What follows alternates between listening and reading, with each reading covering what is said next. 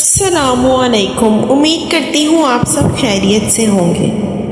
یہ کہانی ایک حافظ قرآن لڑکی کی ہے جس کی وفات کے بعد قبر میں سانپ کی موجودگی کا واقعہ سامنے آیا۔ کہانی کا مقصد ایمان، اعمال اور اللہ کی رضا کی اہمیت کو اجاگر کرنا ہے۔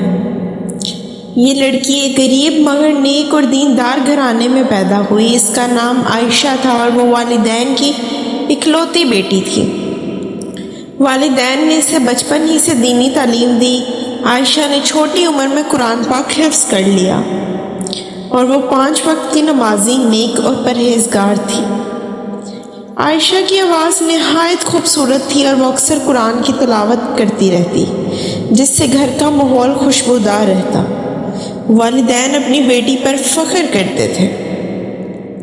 عائشہ نے نہ صرف حافظ قرآن تھی بلکہ وہ روزانہ تہجد کی نماز بھی پڑھتی تھی۔ رمضان کے روزے تو کبھی قضا نہ کرتی اور اکثر نفلی روزے بھی رکھتی۔ وہ محلے کے بچوں کو قرآن پڑھاتی اور انہیں دین کی بنیادی باتیں سکھاتی تھی۔ محلے والے عائشہ کی نیکیوں اور پرہیزگاری کے قائل تھے۔ وہ غریبوں کی مدد کرتی، یتیم بچوں کے لیے تحفے لے کر جاتی اور ہمیشہ لوگوں کے کام آتی۔ لیکن ان تمام نیکیوں کے باوجود وہ بہت عاجز اور انکساری سے بھرپور تھی۔ ایک دن عائشہ کو اچانک بخار ہو گیا جو کئی دنوں تک نہ اترا۔ والدین نے بہت علاج کروایا مگر عائشہ کی حالت دن بدن خراب ہوتی گئی۔ ایک رات تہجد کے وقت عائشہ نے والدین سے کہا، امی میں نے خواب میں جنت کے باغات دیکھے ہیں، وہاں فرشتے میرا انتظار کر رہے ہیں۔ یہ سن کر والدہ پریشان ہو گئی مگر عائشہ نے انہیں تسلی دی کہ اللہ کے حکم سے ہر چیز بہتر ہوگی۔ چند دن بعد عائشہ اس دنیا سے رخصت ہو گئی۔ والدین نے صبر کا مظاہرہ کیا اور اسے پورے احترام کے ساتھ دفن کیا۔ دفنانے کے بعد ایک عجیب واقعہ پیش آیا۔ رات کو گورکر نے دیکھا کہ عائشہ کی قبر کے قریب سے سانپ کے رینگنے کی آواز آ رہی ہے۔ پہلے تو اس نے نظر انداز کیا لیکن آواز مسلسل سنائی دینے لگی۔ اگلی صبح گورکر نے یہ بات عائشہ کے والد کو بتائی۔ عائشہ کے والد اور محلے کے چند لوگوں نے قبر کھولنے کا فیصلہ کیا۔ جب قبر کھولی گئی تو ایک حیرت انگیز منظر سامنے آیا۔ عائشہ کے جسم کے قریب ایک بڑا روشنی سے منور سانپ موجود تھا جو کسی کو نقصان پہنچانے کے بجائے عائشہ کے جسم کی حفاظت کر رہا تھا۔ اس واقعے کے بعد ایک عالم دین سے رجوع کیا گیا۔ انہوں نے بتایا کہ سانپ عذاب کی علامت کے بجائے اللہ کے حکم سے ایک محافظ کے طور پر آیا تھا۔ عائشہ کی نیکیاں اور قرآن کے حفظ کی برکت نے اسے قبر میں امن اور سکون عطا کیا۔ یہ واقعہ پورے گاؤں کے لیے عبرت کا باعث بن گیا۔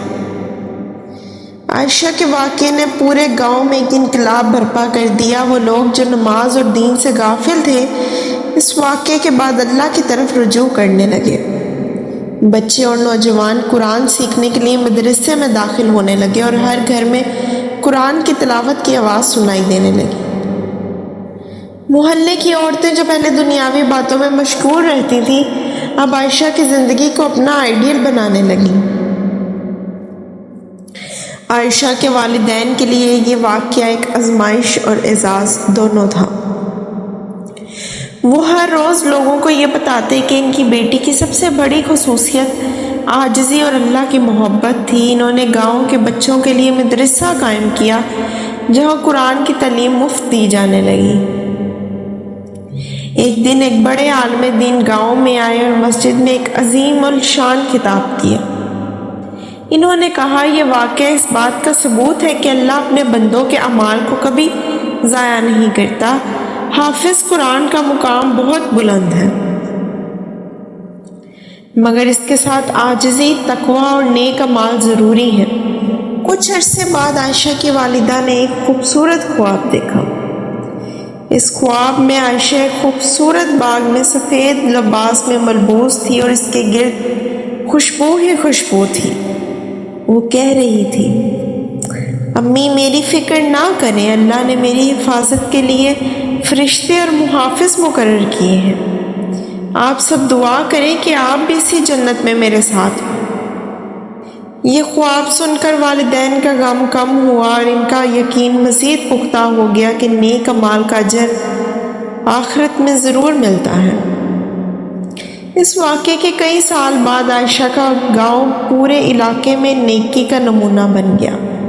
لوگ اس گاؤں کو عائشہ کی بستی کہنے لگے۔ وہاں ہر گھر میں کوئی نہ کوئی حافظ قرآن ہوتا اور ہر شخص نیکی کے کاموں میں آگے بڑھتا۔